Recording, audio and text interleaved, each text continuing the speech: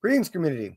It's Kevin of NCBD Comics, and I'm here to bring you another edition of Kevin's most anticipated reads tomorrow for New Comic Book Day, 11/27/2024. Here we are once again. Here we are once more. And for those of you that catch me on the rewind, I greatly appreciate you. And if you have visited me more than twice, I ask that you just please subscribe. If you've already been hanging out with me twice and this is your third time, then obviously we're already having developed a relationship here that we just should not ignore. So come aboard. We're almost at 300 and I'm so close and I can almost taste it. So, hey, let's enjoy this meal together. So those of which that catch me on the live, let's go ahead and address them now and say hi. So started off, we have Las Cruces hanging out with us tonight. Brother, I appreciate you greatly. Christina, as always, dancing with me. I appreciate you being here. I did catch some on the rewind. Sorry I didn't get to miss you on the live. Did I miss you on the live? Saying highs, and that is true. So close, so close. So, hey, I again like to thank you in advance if you had stopped by, and if you want, please hang out with me for a little bit, and if you like it, hit that little like button. Greatly appreciate it. And if you want to visit a little bit more, well then, again, consider that subscribe button. Let's start off talking about Mad Cave. Mad Cave is going to go ahead and bring us Got You Man issue number 5. This is a series that I've been genuinely enjoying, and I thought I would have been able to find a reason to drop it, and I just can't. So I've been picking it up not only faithfully, but almost at a point religiously, to the point that, which, again, here we go. Moving from regular Got You Man issue number 5 coming out to you to 2024, 11/27. Let's talk about Got Your Man Galactor issue number 4, finishing off the miniseries that will be coming out on the same day. This is something that I've been really thoroughly enjoying.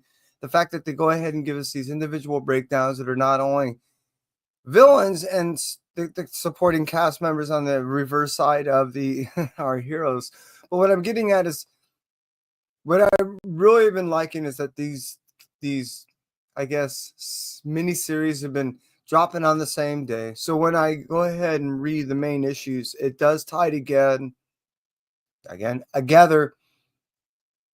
When I read these supporting side miniseries, it allows me to go ahead and maintain that feeling, that continuity. So it's been kind of cool that these things have been dropping not only on the same day, but in the case, nearly at the same time, in the sense of, again, Got You Man issue number 5 and Got You Man Galactor issue number 4. They're only a month apart in the sense of what issue they reside in. So, being that issue number 4, Galactor, is now finishing out, it does make sense that Got You Man issue number 5 would go ahead and start it off to go ahead and give you a taste of what was to come. What I'm getting at, I'm digging this whole universe. And the fact that they go ahead and give these little miniseries in between really supports the whole universe that is given to us without ruining any one aspect, but definitely because of its continuity, giving us a better support in the universe that they're presenting. It's kind of smart, just saying. Mad Cave, you're doing a great job, and I can't wait to read again both these issues coming out tomorrow. Want to take a moment and say, hey, Agu, appreciate you. Jag, hey, brother, hope all is well. And let's move on to DC. DC is going to bring me only one title, and that one title is Nice House by the Sea, issue number 5. Now, this is a second volume to Nice House by the Lake, and you're getting an understanding that there was all these mini little satellites, and from there, we end up seeing who of these satellite groups that the aliens, though that's what we're kind of led to believe, have put together to see which one is best representing the future of mankind as a whole in the collective that they've got individually in these pods. Each one that, I guess, perceivingly so, that proves themselves more worthy than the other are the ones who end up elevate themselves to be, I guess, not eliminated in totality like everyone else on this planet. It does bring a little larger scope to the overall idea of what I believe James Tynion was trying to present in the initial run of the series, Nice House by the Lake by giving us a second volume series by Nice House by the Sea, almost emulating the same type of format, but giving us a better understanding of how the first format not only worked, but by presenting a second story, having us a better and deeper understanding of the first one that was first presented to us. I kind of like that because there was times that it seemed like there was so much gap, but by presenting it into a different story allows me a better understanding of what I read the first time around. I'm enjoying it.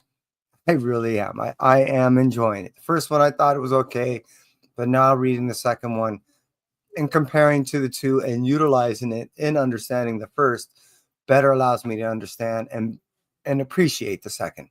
So Nice House by the Sea, issue number 5 is coming out by DC to you and me on 11/27/2024. Let's move away from the DC publishing and move over to the IDW. And also talk about one title and one title only. Teenage Mutant Ninja Turtle issue number 4 is a story that's given to us and rebooted by Jason Aaron, and he's doing a very marvelous job, in my opinion, by individually addressing each turtle, what they've been going through, and how they've been going through their own trials and tribulations in the interim of which we're trying to find out why and how, allows us a new way to see this reboot and understand that, hey, look, by giving first presented again as individual characters to a story that is going to, in a larger scope, be developed once again to us. So it's kind of like getting refamiliarized with something that we already know in some regards. By Jason writing it this way allows us a better understanding of each individual character as opposed to the character and us following them on the journey and then trying to break down what we're trying to learn. We get the breakdown and understanding of the character and how that character is portrayed and written into the surrounding environment. I kind of like that. It's kind of cool. And it allows me a fresh look and feel of what the Turtles have been written in for quite some time. We haven't got this personal look at these characters outside of the Last Ronin style stories. So for me, it's cool. I really like what Jason is doing, and I'm thoroughly enjoying it. So issue number 4 is something I'm greatly looking forward to tomorrow on 11/27/2024. Let's move away from IDW and cruise over and talk about Image. They're definitely going to give us some titles out here. Image has been doing strong all year, and I can't stress to you, everyone, enough how well they've really kind of risen above, as you see some of the other the other almost standardized publishing companies that have been supporting one another or showing that, you know, they've been in the long term around. So is Image. That stated, they almost become one of the two in the sense of a third. They're, in my opinion, outdoing a lot of the titles that I'm buying from DC, even though IDW has been around and strong for the past, almost two decades. I don't think they'll be able to match anything close to something like Image, even though they're reinventing themselves again. My point being is, Image is becoming one of those publishing companies that have been just kind of taking over everything that I've been reading, between all the universes that they've been developing, all the brilliant talent that they've been getting underneath their umbrella. It's hard not to buy almost everything they do. That stated, it started off with Feral, issue number 8. I really been digging this thing, and this is one of those ongoing series that I can't get enough of. Well, I guess because Tony Fleeks is doing what he does, and it's hard for me not to buy everything that he writes and contributes to art-wise, that this one has actually hit hard home in the sense of knowing that my love for pets is significant, that he writes it in a way that really hits into the heart. So being that there was aspects of kittens involved and how they write, the rabbit stories and everything, really, I mean, it made me cringe a few times just to even consider what could transpire. So I really am enjoying what Tony is doing with the storyline. I can't get enough. I am a huge and massive fan. So, yeah, Feral issue number 8 is definitely high on my list. Sorry, excuse me.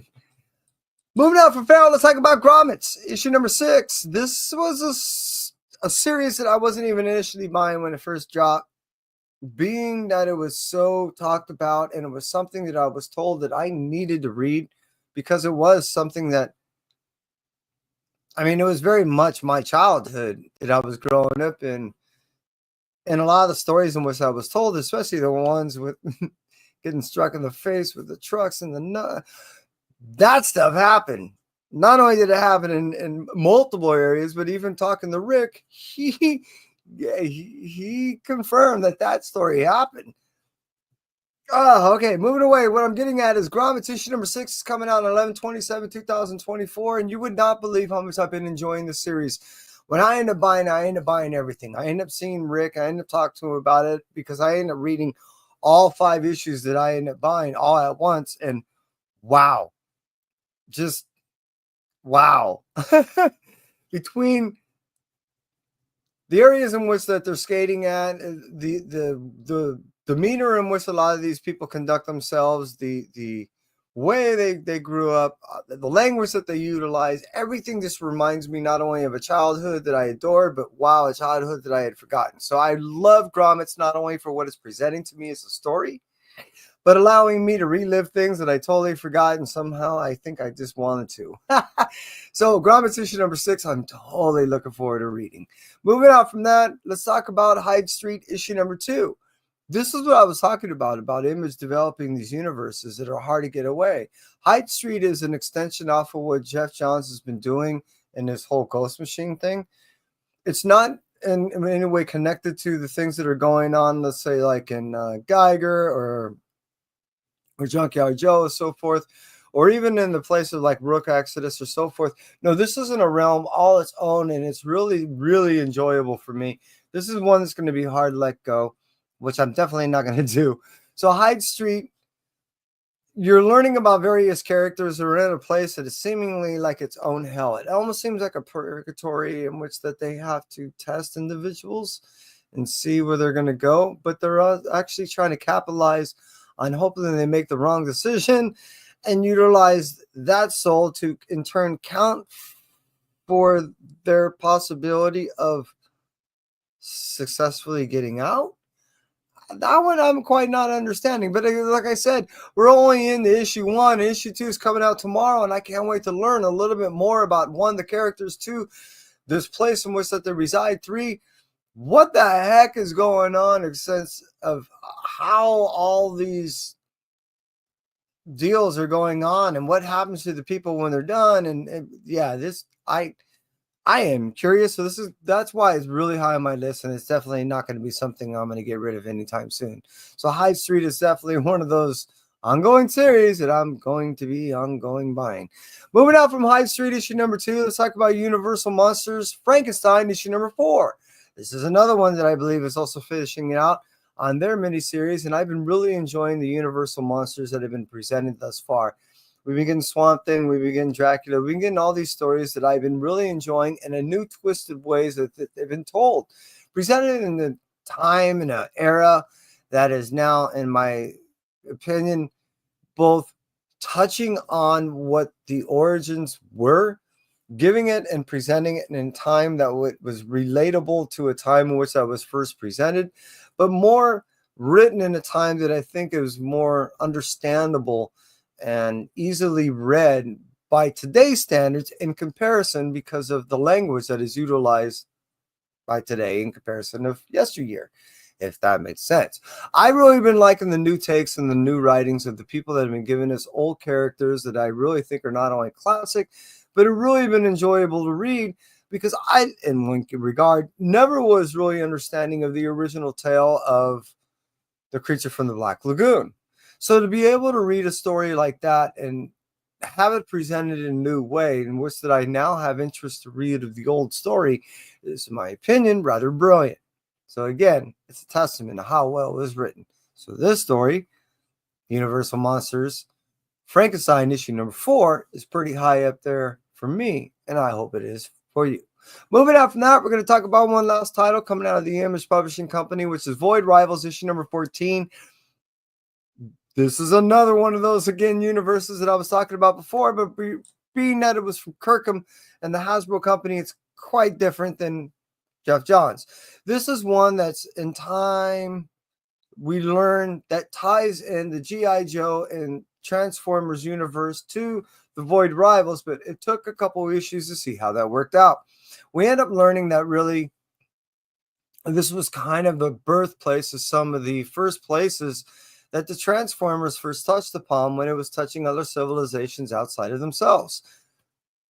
Kind of interesting how this other civilization has developed their own technology out of this. But we also get to learn how civilizations, when they have to integrate not only the technology, but thus the fact that they have to deal with Transformers in their own way, shows us in some regard what I think we're going to have to look forward to in our own interactions when we see how we're playing with the Transformers here. We're utilizing the technology, we're having wars, we're already dividing themselves. It was kind of interesting to see that in Void Rivals, what we're seeing is a future possibility of what we could become as our own civilization. That's a future model. So what I really, again, not only like that is one of the aspects that I enjoy, but the fact that they utilize Void Rivals to introduce something that we were waiting for, but doing it under a model in which it was totally different.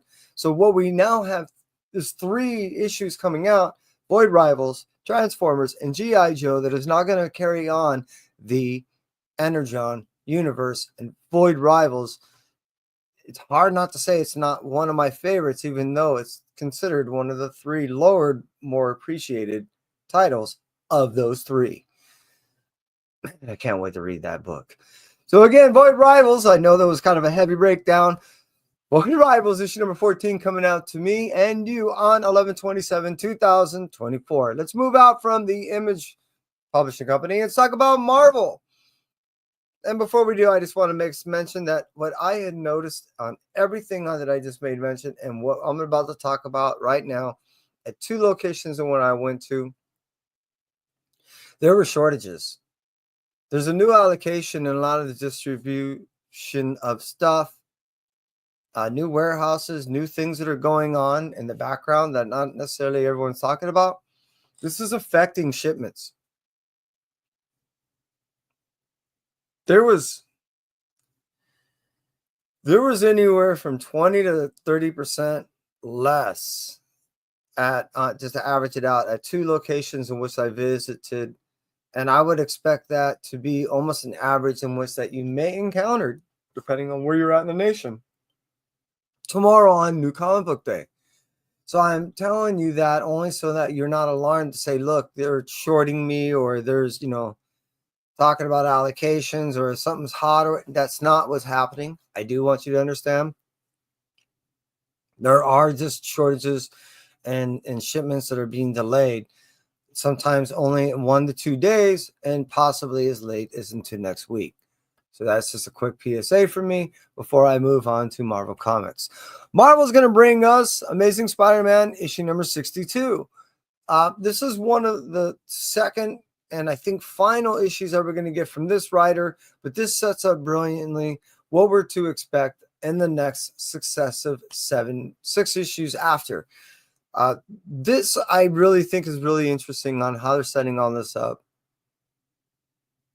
This is another one of those things that were allocated. There were none, or not, I mean, that were not, they were just not allocated. Excuse me. Sorry. That were not shipped in the first initial amount of shipments at both of the places I went to. They didn't receive it. And some places only received a couple of books of the couple of the other titles I'm about to talk to next. So I thought that was interesting, and that's why I bring it up. So again, Amazing Spider-Man issue number 62 does come out tomorrow. However, you may not quite see it tomorrow. TMNT got Nice House by the Sea, couple of those titles, Grommets, Hyde Street. I didn't see them at any shops, either at Farrell either. So I just want you to know that some of these things are not showing up. Moving out from the Amazing Spider-Man issue number 16, let's talk about Red Blade. Red. Let me start over. Reset. Take 2. And 3, 2. Let's talk about Blade Red Band issue number 2. That comes out tomorrow, supposedly, on 11/27/2024. And what I've been enjoying is Blade is back and he's heavier ever. When we end up seeing him in this neat little blood hunt thing that ended up transpiring, and seeing his significance and the role that he was playing, his introduction that thus was 4 or 5 months before then, but I believe it was Brian Hill, was just all but awesomeness. No, it was definitely awesomeness too. To me, it ended up not only introducing characters that I've been enjoying so far, Blade's daughter, so forth, but we also been getting aspects of Blade's new significance that have been playing in the Marvel Universe and how it's been affecting characters that are both short and long term. Long term meaning someone like Miles Morales and how he's been dealing with his own newfound powers and curse. So I really been enjoying what Blade's been doing in the past year, and I'm looking forward to jumping my hands into a red band and opening up that poly bag tomorrow on 2 on issue number 2 on 11/27/2024. Let's move out from Blade and talk about Incredible Hulk issue number 19, and what we've been getting successively every issue throughout to this point has been a rather solid Hulk. This has been something that I've been enjoying and not getting confused, but looking forward to every single week. And if anything, my only complaint is that I have to wait a week to get a hold of this book. This is probably one of the more solid ongoing Marvel books that have been going this year, and starting obviously from last year. This is one of those I'm looking forward to every week, month, and you've been noticing it's been on my most anticipated read every month, week, that it's been out. I can't stress enough that if you are a Hulk fan, and this is a series definitely for you, this is the one that will buy you back as a huge fan into the Hulk and what it's been doing in the Marvel Universe. And it gives you a new appreciation, not only for this character, but definitely the appreciation for the writer doing it. So Incredible Hulk issue number 19 has been not only something that I've been looking forward to, but the past 18 has been solid as hell. Moving out from Incredible Hulk, let's talk about Spirits of Vengeance issue number 3. I am a excuse me, Ghost Rider fan. And almost moreover, I'm a Xavier Pirzada fan. He's a writer of this book, Ms. Marvel, and a few other books that I've just been really thoroughly enjoying. He has won me over thoroughly, as almost anything and everything he writes I've been buying. Everything he writes I have been buying in the comic book graphic novel realm. Everything. I really not only enjoy his stuff that much, but when he writes things that I also enjoy, meaning this character Ghost Rider and what's been going on with this whole Spirits of Vengeance thing, yeah, I mean it's a win-win for me, and man, it was like that close to being one of my most anticipated reads. Seriously, if it wasn't for the fact that I haven't got to thoroughly go over issue number 2, I skimmed it. It's one of those last things I'm down to my last like 6 books and I'm caught up. That being one of them. That it would have probably been my most anticipated read. Seriously, it's been that good for me. But moving out from the Spirits of Vengeance, issue number 3 coming out tomorrow, we're going to talk about Venom War, issue number 5. This also was, everything that's been happening all this year has been very symbiote related. We've gotten wars, we've gotten to see this whole King in Black and how it's been working out. We've got Bedlam, we've had Meridius, we've had so much happening that this just got barely beat out. The things that are happening in issue number 5 are not only significant and setting up for a lot that's supposed to happen in 2025, but we're getting a new look, a new definition of symbiote when we talk about Venom from here on. This is something that is rather, I don't want to use the cliche key in the sense of that, but at the same point, there is a rather significant aspects that happen in this book that I've only got to skim.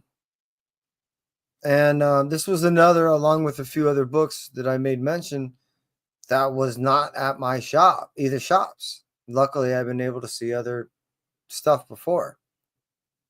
So I know that this book is going to be highly sought after. I don't know if it's going to be one of those hot things that everyone's going to be, throwing around on the secondary market. But hell, Venom War issue number 5 is nothing short of just miraculous in the sense of what's going to end up happening after and during, and holy shnikes.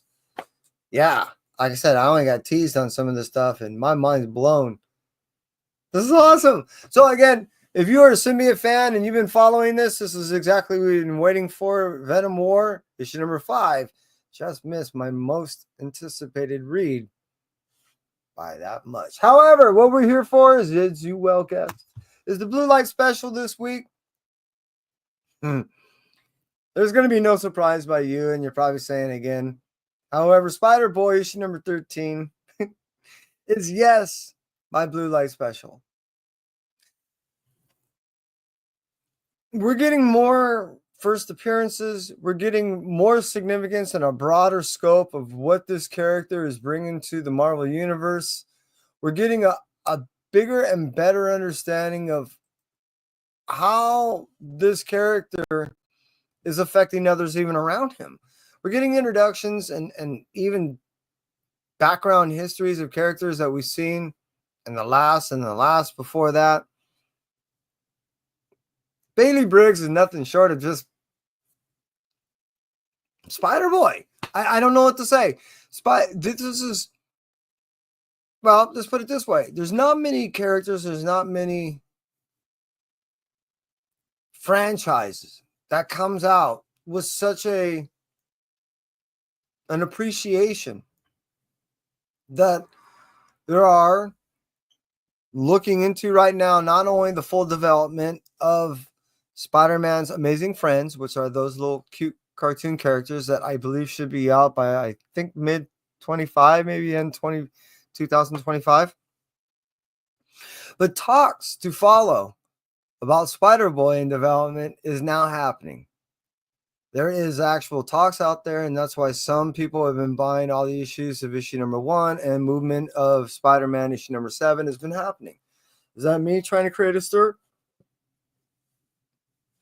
That's me basically saying that there's a confirmation and affirmation of what I believed always to be true, that there's appreciation for this character, not only to me and by me, but to many others out there, and obviously by franchises looking to develop. But I also did see that there is Marvel Collections. I think they're one of those people that make figurines and stuff, are about to release a Spider-Boy figure. This is actually starting to develop and as something that's going to be significantly long term. And I can't get enough Spider-Boy, as you well know. So yes, it's not only my most anticipated read and Blue Light special, but I'd have to admit, I already read it, and it did not fail to impress. The information that's in there and where it leads just makes me can't wait to read issue number 14. So again, my Blue Light special, which I already read and I can't wait to read once again, is Spider-Boy issue number 13, and I appreciate everyone that had hung out with me. I want to take a moment to say Happy Thanksgiving. Happy Thanksgiving. Happy Thanksgiving. Happy Thanksgiving. Happy Thanksgiving. Happy Thanksgiving. And anyone else? Who did I miss? Did I miss you? Happy Thanksgiving. And where's that other buddy? There he is. And happy Thanksgiving. For everyone that decides to cruise on in the rewind, I appreciate you. And hey, I hope you get everything you're looking for on your great and happy new comic book day. Remember, take in consideration that not all shops are going to be receiving their books. So please Please be patient. Have a great Thanksgiving. And for those of you that caught me on the live, you have no idea how much I appreciate you. And I hope that you have a wonderful and happy Thanksgiving. Remember, respect one another, respect yourself, and moreover,